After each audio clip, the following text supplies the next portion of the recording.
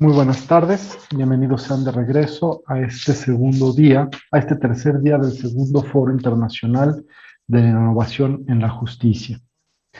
Ahora continuaremos en nuestro panel de justicia abierta.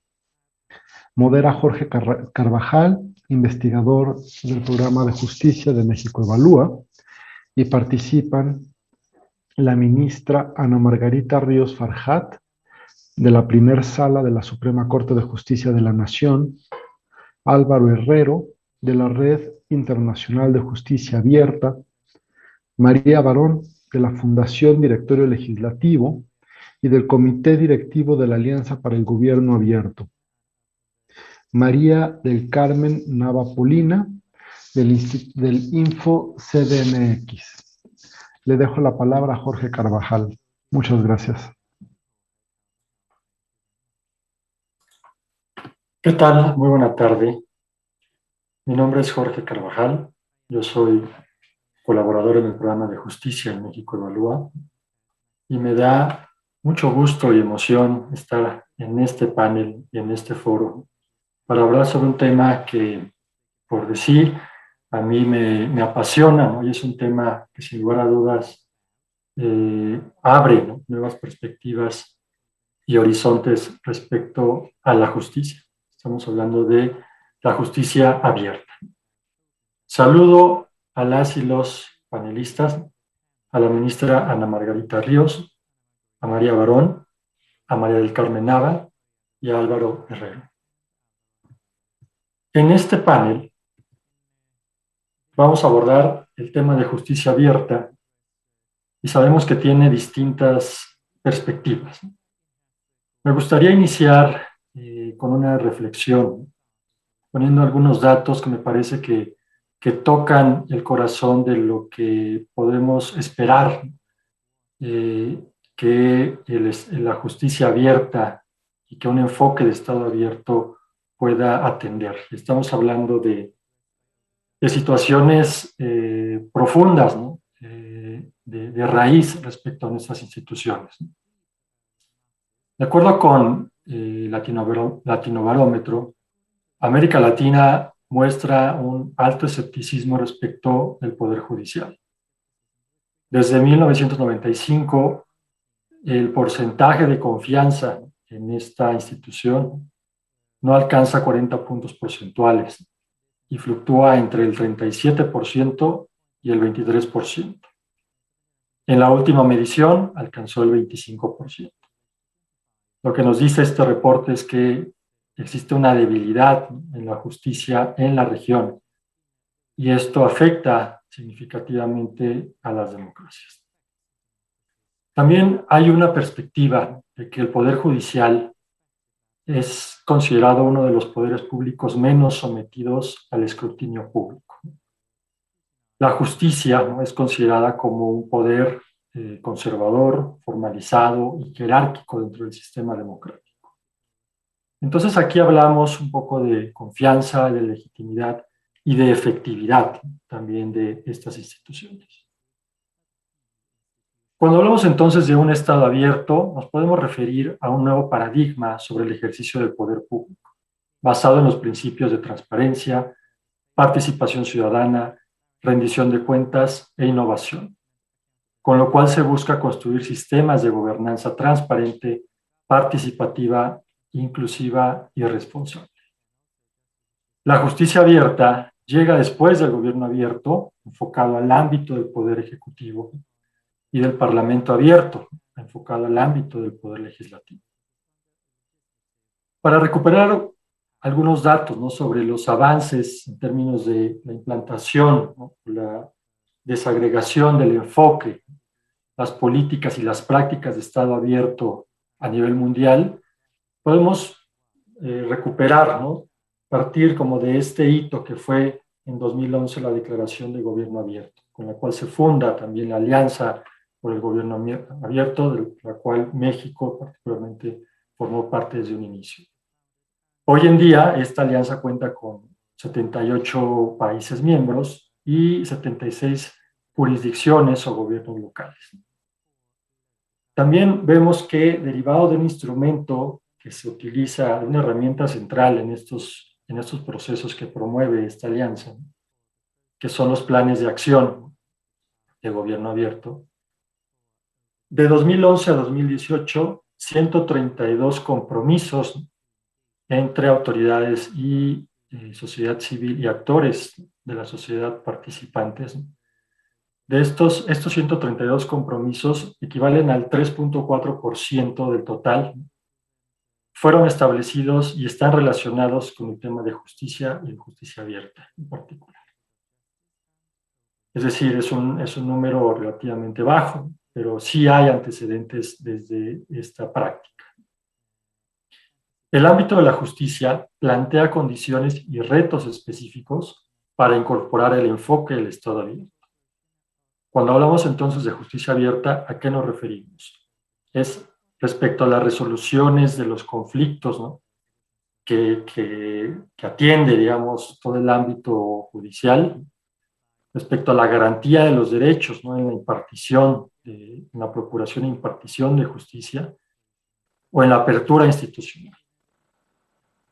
También hay que considerar, particularmente este es un enfoque que utilizamos desde México Evalúa, que los sistemas de justicia, específicamente en materia penal, abarcan no solo a los poderes judiciales, también abarcan a las fiscalías, a las defensorías, a las comisiones de víctimas y a los sistemas penitenciarios. Entonces, pues en este panel abordaremos temas específicos relacionados con los retos y la importancia, ¿no?, de la justicia abierta para la creación de un modelo de justicia más eficaz y transparente. También desde el principio de transparencia, ¿qué nuevas herramientas pueden facilitar el acceso a la información judicial? Hablaremos de la información judicial, ¿no?, y su importancia en la promoción de la participación y el conocimiento ciudadano, ¿no?, el conocimiento público, socialmente útil, ¿no? También hablamos de la simplificación del lenguaje legal, ¿no? En otros paneles ya hemos visto, ¿no?, mucho este tema, en el panel precisamente de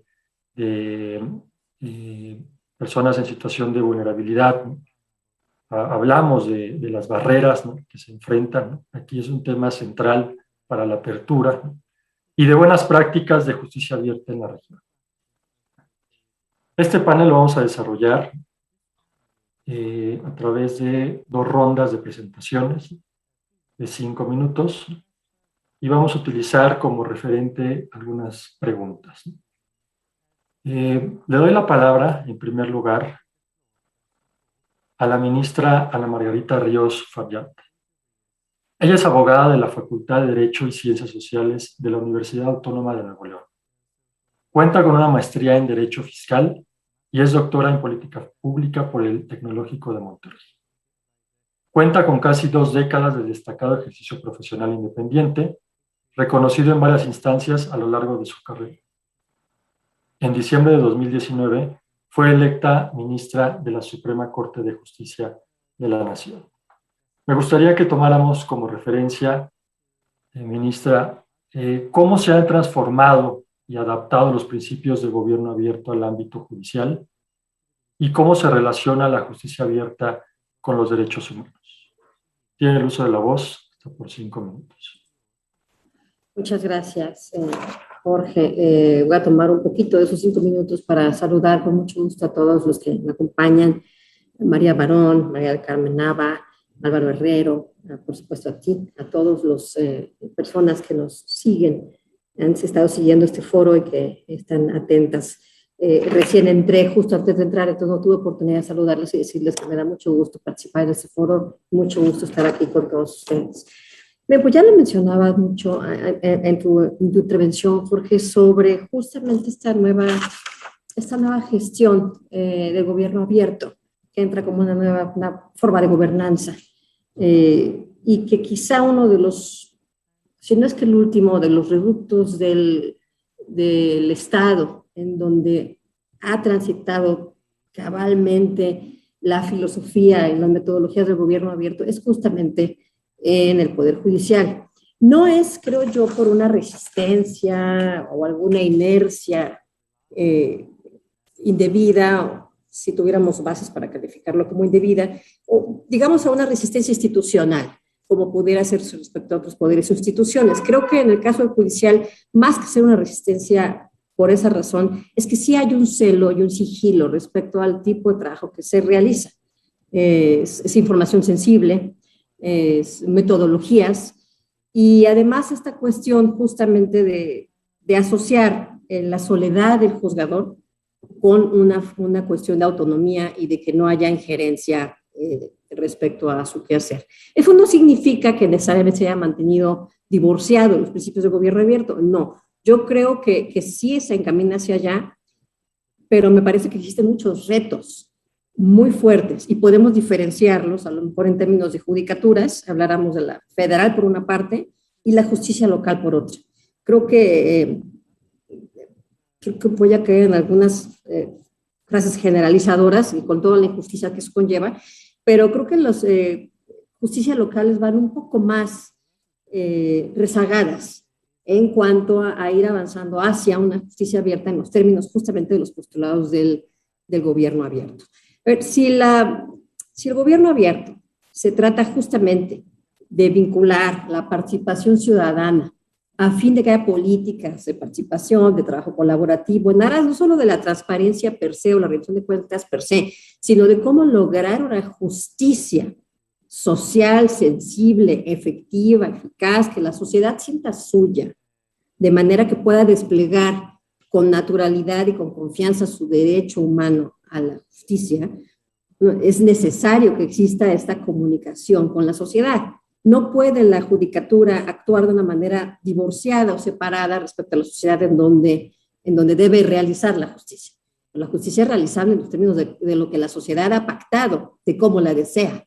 Entonces la sociedad misma tiene que ir calibrando y la sociedad va cambiando además, de manera que siempre es este entendimiento de ir juntos, no nada más la transparencia per se, sino que en aras de lograr ese derecho humano, la materialización de ese derecho humano, es justamente la transparencia, rendición de la participación ciudadana y la colaboración. Tenemos muchos retos, yo señalaba ahorita, y el tiempo me da muy poco, no sé, voy a tener otra intervención, que va diferenciado a mi manera de ver el paso de la justicia local con el paso de la justicia federal. Creo que la justicia federal creo que ha sido es más clara de seguir y tiene varios aspectos muy visibles donde podemos irla midiendo. Por ejemplo, esto de que las sesiones de la Suprema Corte de Justicia sean públicas, no solo públicas, televisadas, creo que es justamente un gran diferencial. Y eso tiene aristas, ¿no? El riesgo siempre de estar hablando en función a la gente y hacia quien te va a escuchar, y a veces no necesariamente como se va debatiendo, como lo hacen los tribunales del mundo, que se debaten a puertas cerradas. ¿Por qué? Porque se privilegia justamente ese acceso a la información de cómo se está discutiendo y qué se está previendo. No sé si voy a tener otra intervención, Jorge, para abundar más en esto, porque no sé si ya me pasé, estoy viendo, ya vi que tengo un reloj. Sí, voy a dar otra intervención. Entonces, si quieres cortarle hasta aquí, seguimos en la siguiente. Muy bien, gracias, Margarita. Pues sí, temas muy claros, ¿no? de la necesidad, ¿no? Y de la conveniencia de adoptar, digamos, este enfoque, ¿no? También en la práctica judicial, ¿no? Y también de los retos, ¿no? Ahora vamos a abordar precisamente eso, ¿no? Y a continuación le quiero dar la palabra a María Barón. María Barón es directora ejecutiva de la Fundación Directorio Legislativo, es periodista y tiene un máster en Relaciones Internacionales en la Universidad de Bolonia. Es candidata a doctora en Ciencia Política en la Universidad Nacional de San Martín. Ha trabajado en organizaciones de la sociedad civil en Argentina y en el extranjero con el objeto de reducir las prácticas antiéticas de los legisladores y funcionarios públicos. Y ha publicado 7 ediciones del libro Directorio Legislativo, ¿Quiénes son nuestros legisladores y cómo nos representan en el nivel nacional y en otros distritos de Argentina? Cedo la palabra a María Barón. Bienvenida. Muchas gracias, Jorge. Y primero quiero saludar, obviamente, a los colegas que están en este panel. En primer lugar, a la ministra Ríos y obviamente a Álvaro Herrero y a Mari Carmen Nava, que son dos grandes colegas con los que trabajamos mucho, incansablemente en esta comunidad de gobierno abierto. Si quieres, empiezo o tú me haces una pregunta específica. Pues retomemos la pregunta que también le de los hice a la retos. ministra, sí, sobre, digamos, cómo se ha transformado y adaptado los principios de gobierno abierto al ámbito judicial y cómo se relaciona la justicia abierta con los derechos humanos. A mí me gustaría hacer un pasito para atrás antes en relación a el contexto del gobierno abierto, ¿no? Esto de la Alianza para el Gobierno Abierto, que este año cumple 10 años, desde 2011 que se inició con esos presidentes que impulsaron este acuerdo entre distintos países, y hoy, lo decías vos antes, son 78. En ese momento, hace 10 años nada más, se empezó a hablar de gobierno abierto y de transparencia y accountability que le decimos. Hoy, en muchos de los países, incluidos en América Latina, ya no estamos hablando tanto de gobierno abierto, sino que estamos hablando de espacio cívico, o estamos hablando de elecciones libres y justas, ¿no? Entonces, me parece que es un poco también eso, el mundo en que se ha transformado el mundo, no solamente después de la pandemia, sino ese es el contexto en el que estamos hoy. Justicia abierta también podemos trabajarlo, pero ese es ese otro escenario, ¿no? Un escenario más difícil, en donde ese es un poco el contexto, y también las organizaciones de sociedad civil, que son la contraparte, están en un momento también mucho más crítico. Y para ir a tu pregunta, y para no repetir lo que decía la ministra, me parece que es un poco el trabajo que venimos nosotros haciendo desde Directorio Legislativo en la región, en donde miramos mucho todo lo que tiene que ver con iniciativa legislativa e implementación de regulación. También desde el principio desde que se inició el Gobierno Abierto o la Alianza para el Gobierno Abierto, podemos decir que los miembros de la alianza en la región sancionaron alrededor de 150 normativas que tienen que ver con transparencia, con anticorrupción, son leyes de mejoramiento de acceso a la información, de lobby, de declaraciones juradas de beneficiarios finales, etcétera. Más o menos en la región en estos 10 años se sancionaron 150 normativas. Ahora bien, si uno pregunta a las organizaciones de sociedad civil que trabajan en este ecosistema,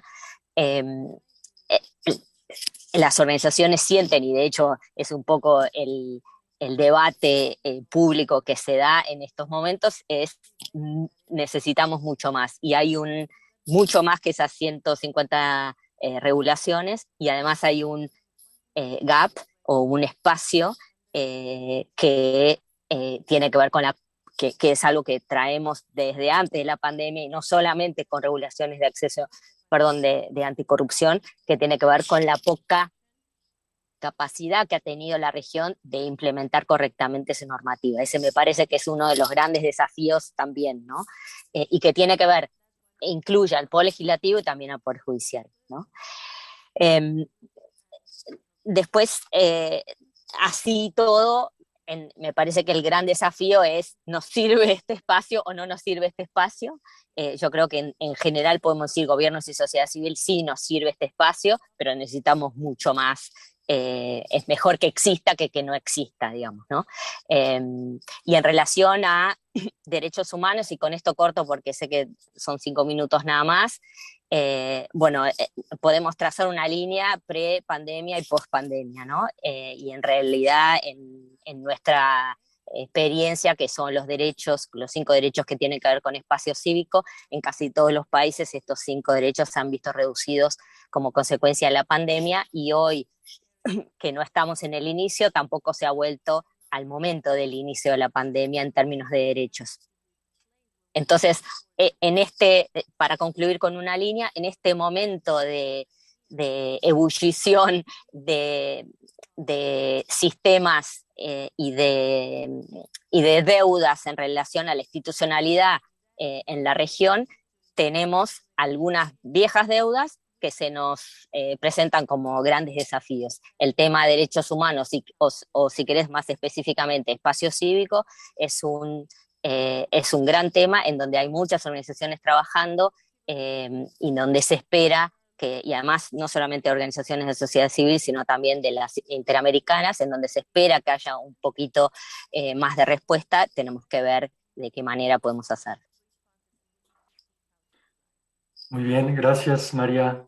Sí, efectivamente, cuando hablamos de justicia abierta y de procesos de apertura, inevitablemente tenemos que considerar no solo la voluntad, el compromiso y los esfuerzos que se realicen desde las propias instituciones, sino también el espacio cívico y los actores, digamos, de la sociedad civil, los actores no gubernamentales que hacen efectivo esto, ¿no? Entonces, es importante esto que nos mencionas, precisamente porque así es como se van construyendo las condiciones.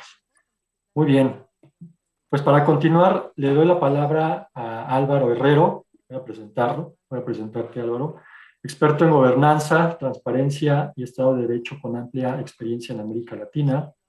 Ha trabajado a nivel nacional e internacional con ONGs y diversos organismos internacionales como el Banco Interamericano de Desarrollo, el Diálogo Interamericano, y se ha desempeñado como consultor en proyectos del Programa de Naciones Unidas para el Desarrollo, de la Agencia de Cooperación de Estados Unidos, USAID, también del Banco Interamericano de Desarrollo y Banco Mundial en más de 15 países de América Latina. Fue director ejecutivo de la Asociación por los Derechos Civiles y se desempeñó en la Junta del Laboratorio de Políticas Públicas y Poder Ciudadano. De igual forma, ocupó el puesto de subsecretario de Gestión Estratégica y Calidad Institucional en el gobierno de la ciudad de Buenos Aires desde el año 2015 hasta el 2019. Gusto tenerte en este panel, Álvaro. Tienes la palabra por 5 minutos. Buenas tardes, Jorge. Muchas gracias por la invitación y también, al igual que mis colegas, es un placer estar con ustedes, formar parte de este panel y de este evento tan importante, tan necesario para empujar y profundizar las discusiones que tienen que ver con la innovación en la justicia. La verdad que coincido plenamente con los comentarios que hicieron quienes me precedieron, por lo cual lo que quizá prefiero hacer es compartir una diapositiva para acompañar mi presentación que tiene que ver con tu pregunta de cómo se adecúan los principios del gobierno abierto a la justicia, ¿no? Y yo creo que la buena noticia es que hay mucho hecho, hay mucha experiencia que tenemos en la región, tanto en América Latina como en el Caribe. Y creo que esa experiencia tenemos el gran desafío de capturarla para poder compartirla y ponerla a disposición de los sistemas de justicia de la región, de las organizaciones de la sociedad civil y de la academia. Yo siempre digo que hay una primera generación de reformas de justicia abierta que no la llamábamos de esa manera hace 10 años cuando, como decía María, se creó la Alianza para el Gobierno Abierto. Hasta ese momento hablábamos de reformas de calidad institucional, de fortalecimiento institucional, reformas que acompañaban a los poderes judiciales o empezaron a acompañarlos luego de las transiciones a la democracia que sufrieron la mayoría de los países de América Latina en la década de los 80. Y ahí es los 3 pilares del gobierno abierto, ¿no? La transparencia, la participación ciudadana y la colaboración se evidenciaban de distintas maneras. Algunas agendas que ya son muy conocidas para todos nosotros. En materia de transparencia hablamos de acceso a información pública, de transparencia, digamos, los temas duros de transparencia, como la publicación de las declaraciones juradas, la publicación de estadística elemental de los poderes judiciales, información de compras, contrataciones, de recursos humanos. En materia de participación ciudadana, había ya algunas buenas prácticas de los poderes judiciales que tenían que ver con ir al territorio y escuchar a la ciudadanía. En Costa Rica había un programa muy conocido que se llamaba La Justicia va a la Escuela, en los cuales los miembros del Superior Tribunal de la Corte Suprema de Costa Rica iban al territorio y tenían conversaciones no solo con la escuela, con los alumnos, con los estudiantes, sino también con organizaciones intermedias y líderes sociales.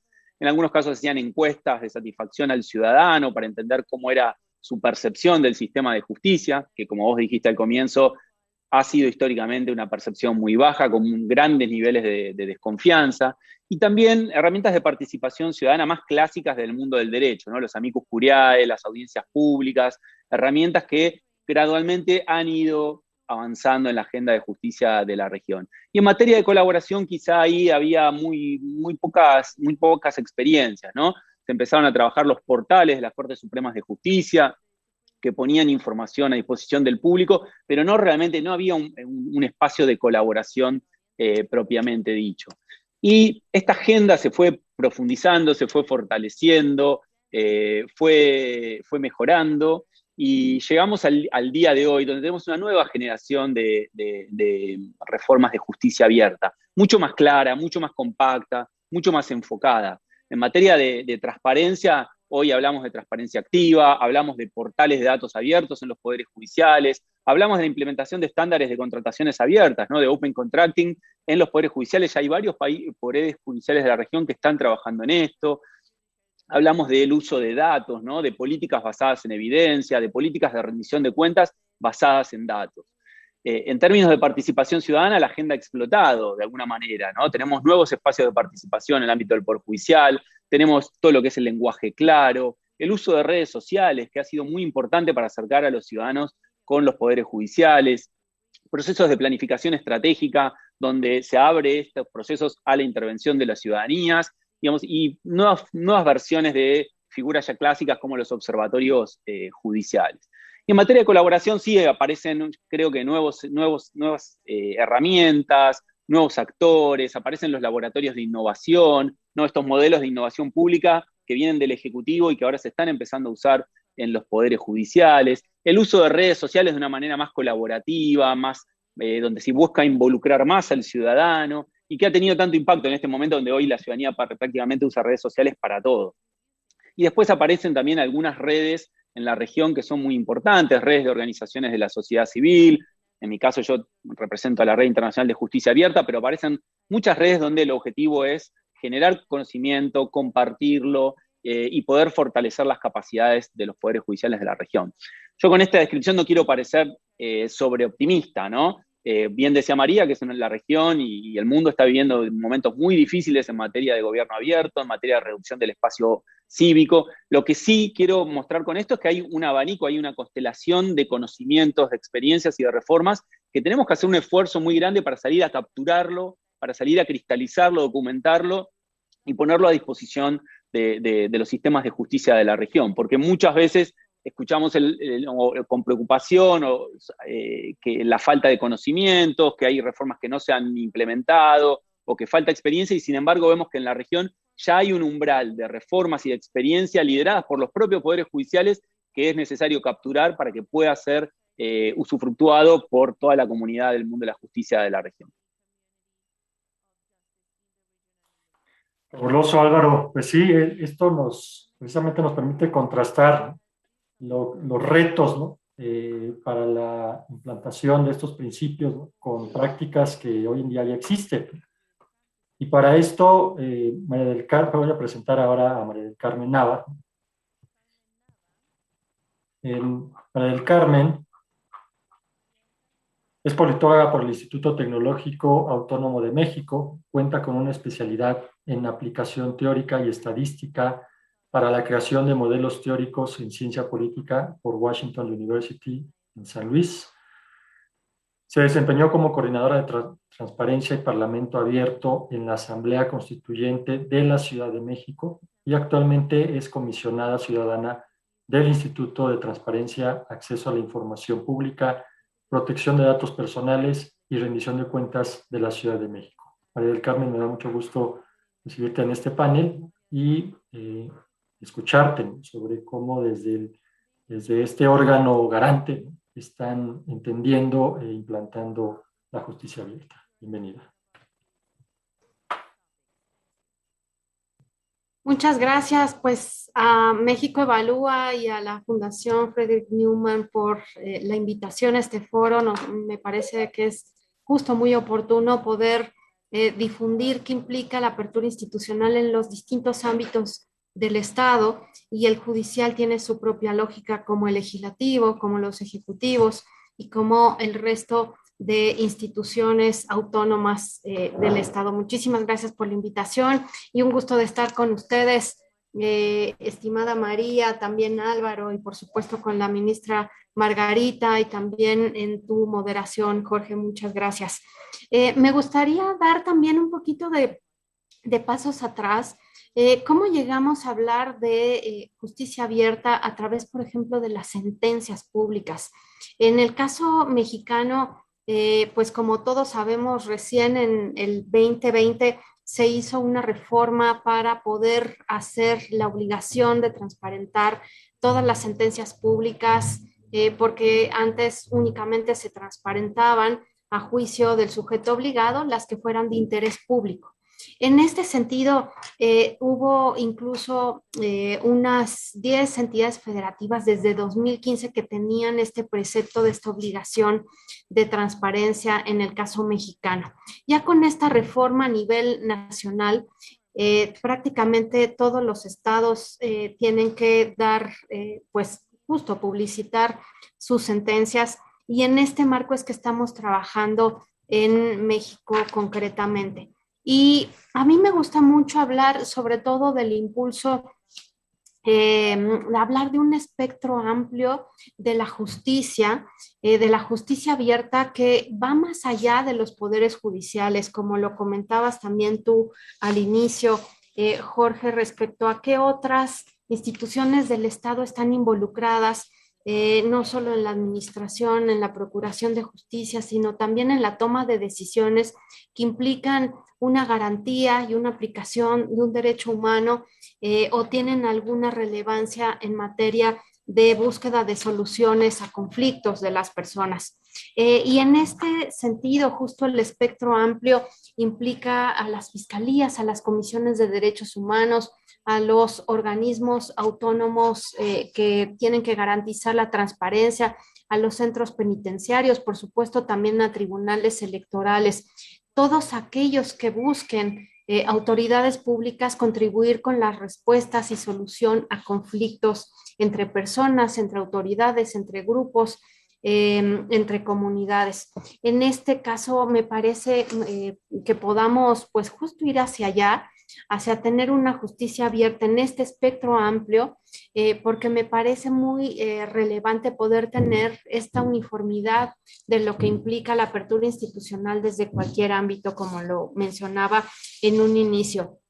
Y creo que los retos que tenemos, ya no diría solo en México, sino justo en el mundo, a 10 años de OGP, como lo comentaba también María, es justo llevar estos elementos indispensables de la apertura institucional al ejercicio cotidiano de las instituciones del Estado y sobre todo también de la toma de decisiones públicas. ¿Con qué criterios se toman acciones, se realizan políticas públicas, tienen o no que ver justo con la interacción y mapeo de necesidades sociales que a través de su inteligencia colectiva puedan aprovecharse para co-crear soluciones, para dar respuestas oportunas.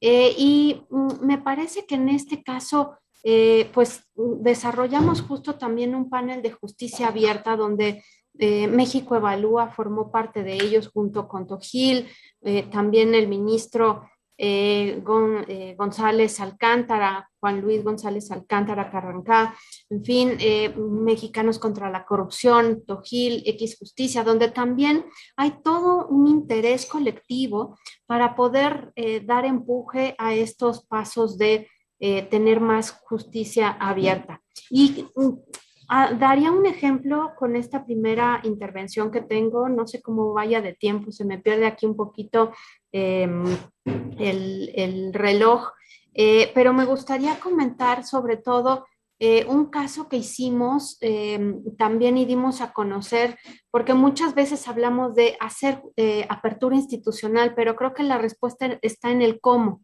¿Cómo acercamos esa apertura en un lenguaje sencillo, con accesibilidad, con una lógica también de factibilidad de acuerdo a los recursos tanto administrativos, presupuestales, humanos con los que se cuenten?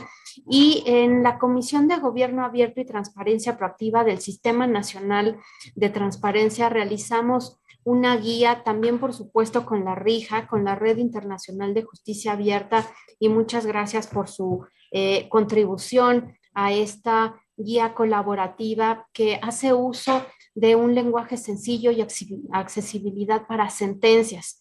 Este es un insumo que ponemos, por supuesto, también a disposición en cómo realizamos y cómo aterrizamos la apertura en un elemento documental indispensable para la impartición de justicia y para la toma de decisiones a través de sentencias públicas, sea en el ámbito jurisdiccional como en el semijurisdiccional, como les comentaba, en este espectro amplio de justicia abierta. De tal manera que, pues creo que justo vamos avanzando en esta ola expansiva de tener apertura institucional. La idea es pues también de contribuir con estas buenas prácticas y documentos que pueden ser útiles para distintas comunidades. Muchísimas gracias. Gracias, María del Carmen. Bueno, quiero aprovechar también este panel y este espacio, ¿no?, para compartir una experiencia que desde México Evalúa estamos impulsando, ¿no?, que son ejercicios de diálogo y retroalimentación sobre el desempeño del sistema de justicia penal a nivel local, ¿no? Y retomamos, ¿no?, el enfoque y los principios del gobierno abierto para impulsar esto. Si bien aquí nos enfocamos en la materia penal, realizamos un ejercicio que parte de del análisis de los resultados, ¿no?, de la evaluación que año con año realizamos y que integramos en nuestro reporte de hallazgos, que desde el año pasado estamos generando hallazgos locales, que les llamamos, donde analizamos de manera más detallada y profunda el funcionamiento del sistema de justicia penal en varias entidades del país. Y a partir de esto vamos construyendo de forma colaborativa una agenda y luego una serie de temas, ¿no?, que son abordados directamente con autoridades del sistema de justicia. A partir de esto se generan compromisos y se les da seguimiento a esos compromisos, de tal manera que se busque que estos compromisos, una vez implantados, tengan mejoras, ¿no?, y estas mejoras sean reflejadas en las siguientes evaluaciones. Este es un ejercicio, ¿no?, que ya hicimos desde el año pasado en un par de estados, lo estamos replicando en este año. Para nosotros es importante también darle continuidad a estos procesos. Y bueno, también es una forma de entender, ¿no?, la justicia abierta y sobre todo llevarla a la práctica. Me parece que aquí también mucho de lo que nos comparte Álvaro, ¿no?, y María del Carmen son métodos, ¿no?, precisamente que ya nos permiten empezar a aplicar estos principios y sobre todo con este enfoque de generar conocimiento, generar aprendizaje, que a su vez es parte de la implantación de un enfoque de esta naturaleza. Entonces vamos a tener una segunda ronda, en el mismo orden que la tuvimos en la primera ocasión. Aquí me gustaría que sí habláramos un poco ya hacia lo práctico, ¿no? Es decir, ya algunos de ustedes ya mencionaron algunos elementos, pero sí que nos ayuden como a entender de manera más precisa estos cómo, ¿no? Cómo poner en práctica un modelo de justicia abierta, ¿no? Es decir, y en qué se diferenciaría, ¿no?, de un modelo tradicional en los sistemas de justicia, ¿no? Es decir, dónde está ese parteaguas, ¿no?, en ciertas prácticas, en ciertos aspectos del ejercicio, sobre todo de la función judicial. Y por otro lado, cuál debe ser el papel de las y los ciudadanos en un proceso de justicia abierta. Sabemos que hay una diversidad, ¿no?, de expresiones en términos de la ciudadanía, ¿no? Tenemos al ciudadano de a pie, tenemos al ciudadano usuario, ¿no?, de los servicios del sistema de justicia, ¿no? Tenemos a las formas asociadas, ¿no?, con toda la multiplicidad y heterogeneidad que existen. Entonces, aquí es donde también vale la pena reflexionar sobre el papel en estos procesos de apertura dentro del ámbito judicial. Entonces, nuevamente, por 5 minutos le doy la palabra a la ministra Margarita. Adelante. Gracias. Bien, pues en términos judiciales, digamos que la justicia abierta va en 3 grandes ejes. Por un lado, gobernanza judicial, toda la cuestión administrativa. Yo identificaría personalmente también el procedimiento judicial en sí y las sentencias como tal. Las sentencias es un rubro muy delicado. Y creo que me voy a centrar un poco más aquí, porque los jueces no solo deciden la ley, no solo decidimos los casos concretos, se trazan opiniones. Los jueces crean discurso, establecen valores que se incrustan en la arena social.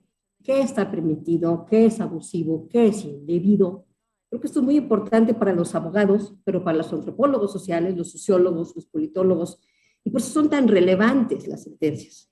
Y es fundamental conocerlas, no solo para dar confianza a la sociedad de lo que se decide cabalmente, ese derecho humano a la justicia que yo mencionaba, que se decida sin corrupción y conforme a derecho, sino también saber cuál es ese derecho, socialmente hablando, qué es lo aceptado, qué es lo permitido, de qué nos sirve saber todo esto. Creo que esto va mucho más allá de la justicia de partes, más allá incluso de incidir en la sociedad, en la narrativa pública, sino también para orientar políticas públicas, qué hay que corregir, qué hace falta hacer. Aquí la judicatura es un gran parámetro. Por ejemplo, me parece que según sea la instancia, la materia, la jerarquía, el órgano, sus dimensiones conocidas, nos dirían muchas cosas sobre nuestro orden jurídico. Un mosaico amplio de sentencias locales en materia familiar, por ejemplo, nos dice mucho de cómo se vive el derecho familiar en una sociedad local. ¿Cuáles son los temas recurrentes? ¿Cuántos juicios de divorcio? ¿Cuántos de intestado? ¿Qué tan responsables somos de nuestros hijos cuando están en casos de alimentos o de divorcio? Si esta información, además, la cruzamos con estadísticas demográficas, tenemos una información muy valiosa en términos jurídicos, pero además, señalaba yo, orientativa en políticas públicas. Entonces, ¿qué nos falta hacer aquí? Yo mencionaba que vamos un poco por dos vías, la justicia local, la justicia federal. Hay un documento que a mí me pareció muy demoledor cuando yo lo vi, un informe que se llama Injusticia Abierta, de X, Justicia para Mujeres, ranking de la opacidad judicial en México, en donde está comparando las diversas entidades federativas en México sobre qué tanto se tiene acceso a las sentencias. Algunos estados de la República reconocen que todas son sentencias de interés público, pero no las publican. Entonces, ahora ya mencionaba María del Carmen, si no me equivoco, ya justamente la reforma del 13 de agosto pasado, el artículo 73 de la Ley General de Transparencia. ¿Qué va a significar que ahora se ordene la publicación de las sentencias? Esto no va a llevar necesariamente a un conocimiento bueno, ordenado, completo, objetivo, sistematizado de las sentencias. ¿Cuál va a ser el método de catalogación? ¿Quién lo va a hacer? ¿En manos de quién va a recaer? Y aquí, entonces, en ese sentido, es así como hay una cuestión de que la judicatura comprenda la sociedad y sea abierta a la sociedad, pues es que esta comprensión es recíproca. La judicatura resuelve, los secretarios, los jueces, todos los que participamos en la resolución de un asunto, pues estamos abocados al asunto, con nuestro tiempo, nuestras capacidades. De ahí, además, ¿quién va a catalogar? ¿Quién va a ordenarla? ¿Cómo se va a difundir? No necesariamente el tiempo da o los recursos materiales, humanos, económicos dan para lograr hacerlo. Entonces, me parece fantástico que se haya reformado la Ley General de Transparencia, pero es necesario también pensar en cómo bajarlo a la realidad, esta cuestión de que se viva realmente el artículo. Y aquí no nada más es una cuestión de judicatura o de jueces, sino de academia incluso, porque los abogados que trabajan eventualmente en el Poder Judicial, poniendo al servicio del Poder Judicial su inteligencia y sus conocimientos, no necesariamente están versados o acostumbrados a utilizar un lenguaje llano, ciudadanizado y con estas prácticas de gobernanza. Sí hay un tema que puede comenzar desde la escuela, y ahí es donde se necesita justamente esta visión de participación de la sociedad en general. Ahora, porque se mencionaba también aquí la cuestión, y me podría centrar en eso, ¿no? Del lenguaje llano de las sentencias. Es fundamental, pero insisto que a veces no se posee esa facilidad, esa sensibilidad hacia ello. Entonces es como volver a hacer la sentencia, redactarla, reseñarla, difundirla, etcétera, y eso conlleva mucho trabajo. Entonces realmente sí se necesita una participación muy cabal y muy robusta, muy redonda, con las academias y con el foro jurídico, para poder transitar a esta educación de que manera se traiga de manera natural, para que no sea un doble trabajo de todos los funcionarios que trabajan en el Poder Judicial, ¿no? Yo sí soy optimista y con esto cerraría de hacia dónde vamos. Me parece que esta reforma es muy buena. El Poder Judicial de la Federación, en lo particular, ha ido avanzando. Ayer se recibieron 2 premios por parte del concurso que organiza el INAI junto con la Auditoría Superior de innovación en materia de acceso a la justicia y transparencia sobre justamente los buscadores de soluciones de derechos humanos, de tesis, etcétera, más facilitadores para la gente. A partir del COVID se vino todo este impulso que fue muy bien retomado para tanto tramitar la firma electrónica para poder llevar a cabo juicios en línea, llevar todo el proceso judicial electrónico. Creo que hacia allá vamos, pero me parece que el punto medular es la catalogación de la información. Yo creo que aquí lo dejaría y muchas gracias. Gracias, ministra. Sí, pues ahí es una beta muy interesante, ¿no? De cómo hacer esto realidad y aprovechar, digamos, toda la potencialidad que nos ofrece la apertura, ¿no? Muy bien, pues continuando en este tenor, María, adelante, ¿nos puedes compartir tus reflexiones en estos puntos, por favor? Muchas gracias, Jorge, y obviamente nos has hecho la pregunta del millón, ¿no? ¿Cómo hacerlo? Me parece, yo partiría la pregunta en 3 tipos de respuestas que están encadenadas, me parece a mí, y por supuesto parcial y totalmente abierta a que lo podamos debatir. Pero lo primero que quiero decir es, en Directorio Legislativo, la fundación que dirijo, más o menos cada 6 meses, a lo largo de los últimos 3, 4 años, hemos hecho como pequeñas, le diría encuesta, pero en realidad son preguntas a organizaciones de sociedad civil que trabajan en los distintos países que conforman OGP en América Latina. Y son preguntas a nuestros colegas, en el fondo, ¿no? Y en cada 6 meses les hacemos preguntas muy, muy concretas que tienen que ver con su trabajo en esta comunidad, y siempre hay una pregunta que tiene que ver con cuál es el poder del Estado más oscuro, o el poder del Estado, va variando la pregunta, en el que tienen menos influencia, en donde hay menos respuesta, menos diálogo, y en los últimos 4 años, como decías vos al inicio con la data del Latinobarómetro, en todas las vueltas de las preguntas, el Poder Judicial es el peor calificado por los colegas de sociedad civil. Es decir, hay mucho más problema para trabajar con los poderes judiciales en cualquiera de sus instituciones que con otros poderes.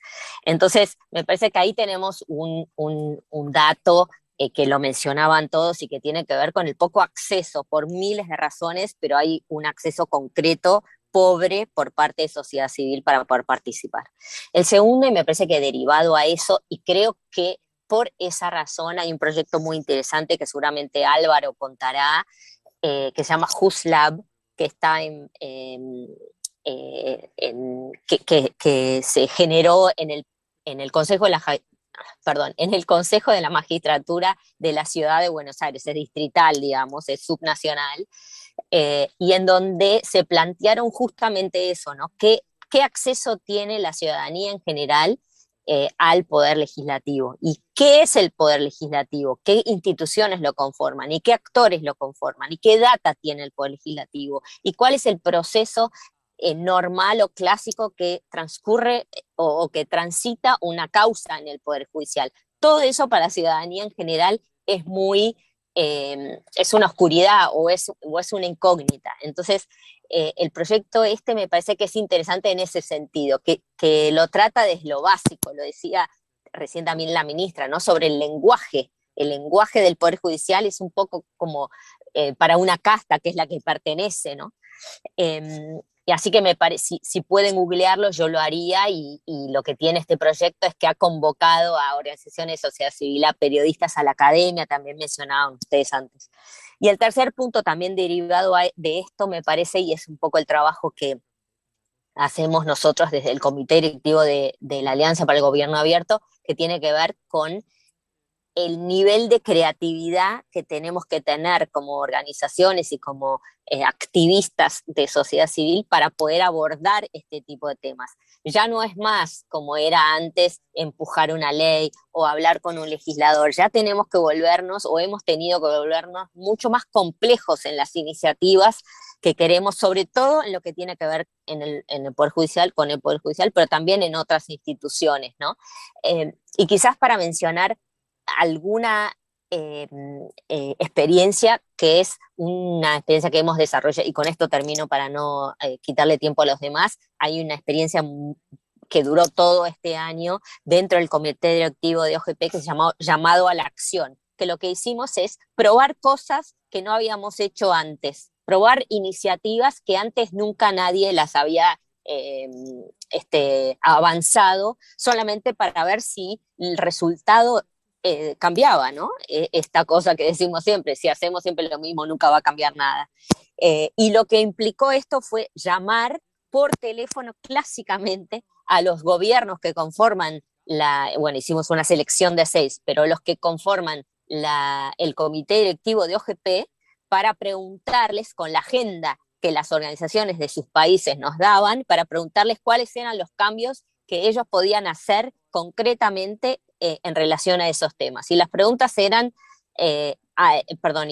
los llamados eran a los ministros concretamente, ¿no? Esa relación que me parece que sirve mucho y hay mucha experiencia al respecto, esa relación de diálogo internacional con diálogo nacional y esos puentes que se pueden trazar en relación a eso desde el punto de vista de distintos actores ha salido muy bien y hemos logrado muchas cosas, sobre todo en 2 países de África que son Nigeria y Kenia, y lamentablemente no hay ningún país de América Latina hoy en el comité directivo si no lo hubiéramos hecho. Entonces, datos, ejemplos hay, lo decía Álvaro creo antes, JustLab es un ejemplo perfecto para esto, y volverse creativos como modo para poder avanzar y tener impacto en estas iniciativas. Gracias, María. Muy bien, pues vamos rápido a escuchar a Álvaro Herrero. Gracias, Álvaro. Vamos a seguir en esta tónica. Muchas gracias. Bueno, sí, coincido con gran parte del diagnóstico que ha hecho María y que ha hecho la magistrada. Creo que los poderes judiciales tienen un problema estructural que se deriva de su conformación histórica, ¿no? El Poder Judicial en América Latina, el legado que tenemos de la tradición española, era un sistema de resolución de controversias, ¿no? Un tercero neutral que resolvía disputas, problemas entre partes. Y ese rol, por supuesto, tiene una importancia enorme en una sociedad porque genera gobernabilidad, ¿no? Genera paz social. Sin embargo, con el tiempo los poderes judiciales fueron cambiando en cuanto a sus competencias, en cuanto a sus atribuciones, digamos, ya todos lo sabemos, las reformas constitucionales que fueron ampliando funciones de los poderes judiciales, la expansión de derechos que ha habido en América y en otras partes del mundo, con lo cual hoy el Poder Judicial no solamente, digamos, resuelve conflictos, ¿no? El Poder Judicial hoy tiene, es un poder del Estado, un poder ejerce poder, y tiene poder para contribuir a la realización de derechos, no solamente a través de sus sentencias, sino que tiene otras herramientas y otras formas también de contribuir a generar igualdad en la sociedad, a proteger derechos fundamentales, puede diseñar sus propias políticas en muchos temas, en temas de género, en temas ambientales, en temas de vivienda. Digamos, vemos como los poderes judiciales hoy cada vez más, de alguna manera, se parecen, entre comillas lo digo, a los poderes ejecutivos en algunos temas, ¿no? Entonces, creo que el Poder Judicial, para poder acercarse a la ciudadanía, para poder revertir esa imagen negativa que tiene en toda la región, y lo digo esto siendo parte también del Poder Judicial, habiendo trabajado muchos años en la justicia, o sea, sé que uno sabemos los que estuvimos adentro de los poderes judiciales que se trabaja mucho, hay un compromiso permanente por parte de los operadores judiciales, pero sin embargo los resultados de cara a la sociedad siguen siendo negativos, ¿no? Nos siguen teniendo una muy mala imagen de lo que hacen los poderes judiciales. Entonces creo que hay que pensar en un paradigma de justicia centrada en las personas, ¿no? Y bueno, ¿y qué significa una justicia centrada en las personas? Bueno, ya lo venimos diciendo en el transcurso de esta conversación, es una justicia que hable en un lenguaje que la gente lo pueda entender, digamos, es hablar en lenguaje claro. Es una justicia que tome decisiones como poder basada en datos, basadas en la evidencia. Si el Poder Judicial quiere solucionar los problemas de acceso a la justicia, tiene que ver qué datos hay allá afuera que explican dónde están las necesidades sociales, dónde están los derechos vulnerados. Y generalmente los poderes judiciales no suelen hacer eso, ¿no? Es una justicia centrada en la persona, es una justicia inclusiva, una justicia igualitaria. Hoy tenemos temas que están en el centro de la conversación pública, como por ejemplo la agenda de género, ¿no? Bueno, el Poder Judicial no solamente puede proteger a las mujeres, niñas y adolescentes a través de sus sentencias, puede diseñar políticas estructurales para solucionar primero sus propias brechas de género hacia adentro del Poder Judicial, para luego poder salir a la sociedad y poder liderar un cambio social en materia de género. Hoy estamos viendo con el acuerdo de Escazú, digamos, un cambio de paradigma en materia de derecho ambiental y de acceso al medio ambiente y acceso a la justicia y derechos medioambientales. Y el Poder Judicial tiene muchísimo para hacer y puede aprender de su propia experiencia en otros temas análogos que ha trabajado el Poder Judicial y junto con la sociedad civil. Entonces yo creo que tenemos que pensar en cómo conectar a los poderes judiciales con las personas. Tenemos que pensar desde los poderes judiciales cómo abrirlos. Digamos, no tiene que ser una demanda de la ciudadanía o una demanda de la sociedad civil. El Poder Judicial tiene que proponerse como meta central lograr abrirse a la ciudadanía. María contaba la experiencia que venimos desarrollando el JuzLab en el Consejo de la Magistratura de la Ciudad de Buenos Aires. Es una experiencia embrionaria donde se tratan de resolver problemas vinculados al funcionamiento del Poder Judicial y a la protección de derechos con las herramientas de un laboratorio de innovación. Entonces, al momento de pensar las soluciones, no solamente escuchamos a los operadores del sistema judicial, sino que también escuchamos a los actores de la sociedad, a la academia, a los periodistas, a las organizaciones de la sociedad civil. Eso es parte de abrir el Poder Judicial. Tenemos que romper con esta idea de que la inteligencia está solo del lado del Estado. Tenemos que salir a buscar esa inteligencia colectiva, digamos, y poder conectar esas neuronas que, por una cuestión, digamos, azarosa, no cae siempre dentro del Estado, y podemos conectar esas neuronas para generar las ideas, para generar las alianzas, para generar las coaliciones, para generar los conocimientos que necesitamos para poder lograr ese cambio estructural dentro del Poder Judicial. Hoy tenemos poderes judiciales que planifican de manera abierta y participativa. Son muy pocos, pero podemos identificar esas experiencias y llevarlas, digamos, a toda la región. Creo que pensar sistemas de justicia centrados en las personas, identificando qué significa que estén centrados en las personas, es el principal desafío que tenemos hoy para poder reenamorar a la sociedad con el Poder Judicial. Fantástico, Álvaro. Pues sí, definitivamente ahí hay mucho trabajo que hacer y sobre todo ya hay camino andado, hay que capitalizar y aprovechar todo este conocimiento generado. Adelante, María del Carmen. Muchas gracias, Jorge, y pues les escucho atentas. La verdad es que sí, los retos son gigantescos y algo que exponía la ministra Margarita sobre cómo clasificar, cómo hacer operable estas disposiciones normativas de obligaciones de transparencia. Creo que ahí pues hay un sinnúmero de pasos porque estamos justo hablando incluso pues en el ámbito de sentencias impresas, pero también está en el ámbito penal todo lo que implica las sentencias en videos, ¿no? De cuestión de oralidad. Y creo que aquí lo que tendríamos que ver es cómo dar paso a paso para que no nos avasallemos en todo lo que implica la apertura institucional, porque sin duda alguna es una forma de ejercer las instituciones del Estado en un sistema democrático de derecho. Creo que eso sí lo tenemos que tener muy claro, porque la apertura institucional implica una cotidianidad, no implica una formalización de solamente un pacto, una suscripción de un compromiso, sino cómo operamos en la cotidianidad en las instituciones del Estado, cómo decidimos, cómo documentamos, cómo podemos aplicar no solo derecho a saber, sino también el derecho a entender en el uso pues de un lenguaje, insistiré, sencillo, claro, cotidiano. Y el lenguaje también es una gran herramienta para poder generar inclusión, para poder tener y facilitar la confianza de las personas, de la sociedad, en las instituciones.